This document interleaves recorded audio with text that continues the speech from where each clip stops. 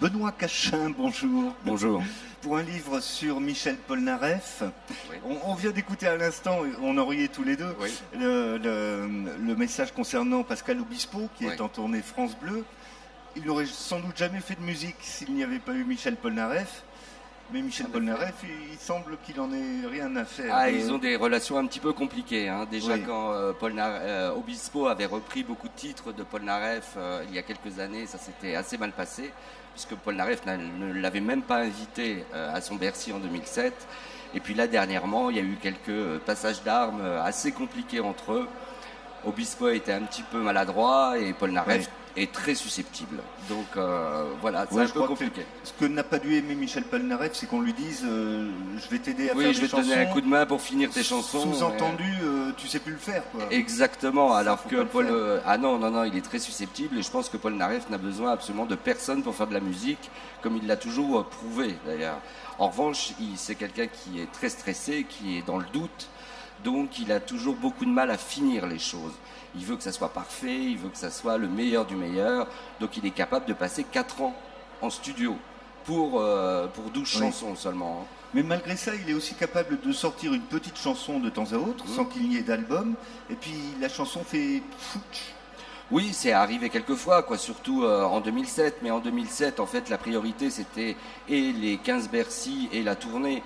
Donc, en effet, il avait sorti une petite chanson qui s'appelait Ophélie Flagrandélie, qui n'a pas du tout marché, mais parce qu'il y a eu zéro promotion non plus. Et le principal pour le tourneur, c'était de remplir cette immense tournée qui est même passée par la Tour Eiffel avec 1 million de spectateurs à Paris le 14 juillet. Donc, la priorité, c'était vraiment la tournée en 2007. Là, on va voir ce qui va se passer puisque l'album devrait sortir en 2015. Il a été reporté, il devait sortir au mois de novembre 2014 et en fait, il est repoussé. On va voir ce que Polnareff va faire. Mais bon, je me fais pas trop de doutes. J'ai pas trop de doutes sur la qualité de l'album. Je pense qu'il va être excellent. Benoît Cachin, vous faites donc dans votre livre une simple mélodie, hein, il s'appelle ainsi. Tout le tour de la carrière de Michel Polnareff jusqu'à présent, il a été extrêmement prolifique comme garçon. Ah, c'est même incroyable parce qu'il commence en 1966 alors qu'il est quasiment SDF sur les marches de Montmartre et il va connaître un succès fulgurant à partir de La poupée qui fait non en 66 et jusqu'en 73 où il va y avoir ces déboires avec le fisc qui ne seront pas de son fait du reste. Il va classer tous ces disques, tous ces 45 tours, numéro 1 du hit parade, face A et face B. Ceux qui ont connu le 45 tours comprendront ce que je veux dire. Donc c'est sur 6 ans, on va dire, il accumule les succès, c'est même incroyable. Il a fait trembler tout le show business français, hein, Polnareff. Hein. Johnny a eu très très peur à l'époque d'être détrôné dans le cœur des Français. Et puis en 73, donc il y a la fameuse rupture où, à cause d'un homme de confiance entre guillemets, qui va détourner tout son argent, il est obligé de fuir la France. Il aurait pu rester, mais il allait en prison. Il faut dire qu'en 73, Pompidou lui pardonne pas l'affaire des affiches où il fait voir ses fesses, voilà. Donc Pompidou avait dit non, il ira en prison. Voilà. Donc Polnareff arrive à acheter avec ce qui lui reste d'argent un aller simple sur le France pour aller à New York.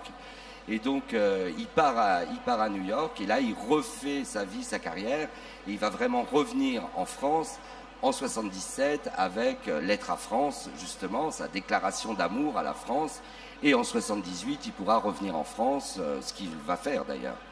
Il était heureux en 97 de revenir refaire une tournée.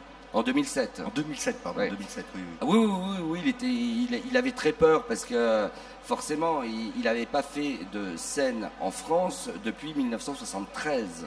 Donc, il en avait fait une à Bruxelles en 75, mais ne pouvant plus rentrer sur le territoire, forcément, il se demandait si le public allait être au rendez-vous. Et en fait, ça a été un raz-de-marée.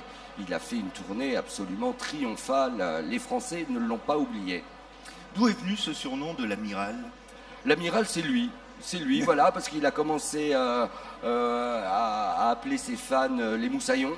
Oui. Donc, par ricochet, les fans l'ont appelé l'amiral. Voilà. donc le commandant de bord du paquebot Polnareff. Et aussi par rapport à son site internet, on voit qu'il est susceptible au point de tout laisser tomber d'un jour à l'autre. Ah oui, il est capable, c'est quelqu'un qui est un sanguin, donc il est capable d'une phrase, que ce soit sur Twitter, sur Facebook, de tout arrêter, d'envoyer balader tout le monde. C'est bien pour ça que je pense que la maison de disques a très très peur quand même là. On attend en tout cas son nouvel album avec grande envie. Ah oui, complètement. On a pu entendre quelques morceaux parce qu'il y a eu un documentaire sur lui. Oui. Et entre autres, on le voit jouer un morceau qui sera sur l'album, qui promet d'être absolument magnifique, qui va être dans la veine du Bal des Lazes, par exemple. Donc, a priori, il ne devrait pas avoir besoin de Pascal Obispo. Je pense qu'il n'a pas besoin de Pascal Obispo, et sa carrière, qui est vraiment étudiée dans ce livre, avec beaucoup de photos, inédites d'ailleurs, le prouve, quoi. Quand il revient, comme quand il est revenu en 89 avec Kamasutra et le tube Marilou, Goodbye Marilou, on voit qu'en fait, il y arrive toujours. Alors on a toujours très peur, et puis en fait, il donne toujours le meilleur quand même. Benoît Cachin, outre Polnareff, vous êtes un grand amoureux de la chanson française. Ah oui. Et vous avez sorti 2 autres livres. Exactement sur le même principe, voilà. Et Étienne Dao. Voilà, Étienne Dao qui est en tournée en ce moment. Je ne sais pas s'il va passer dans votre région, je pense. Et puis donc Mylène Farmer, qui elle aussi a une carrière et un univers très très particulier. Voilà, ce sont à chaque fois des personnages un peu timides, un peu réservés, un peu mystérieux.